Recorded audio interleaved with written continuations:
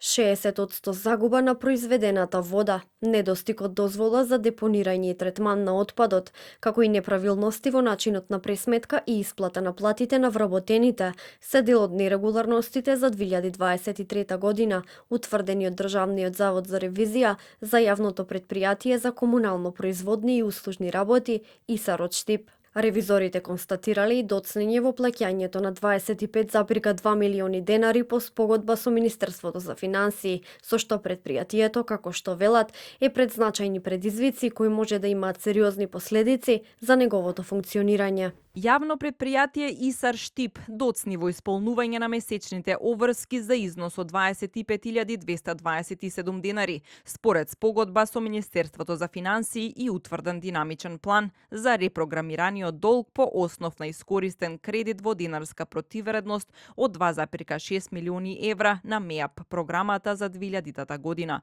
Од ревизија велат и дека јавното претпријатие ИСАР не поседува ниту дозвола за вршење на дејност, депонирање и третман на отпадот издадена од Министерството за животна средина и просторно планирање, не врши мерење на изнесениот отпад, нема воспоставено евиденција и не доставува консолидиран извештај до стручниот орган. Тие утврдиле и неправилности во начинот на пресметка и исплата на платите. Колективниот договор на ниво на работодавач за секоја помината година работен стаж на работникот му се исплатува додаток на основната плата во висина од 1%, но не повеќе од 20% за целокупниот работен стаж, наместо 0,5% за секоја навршена година работен стаж, а најмногу до 20%, како што е предвидено со законските одредби и општиот колективен договор за јавниот сектор.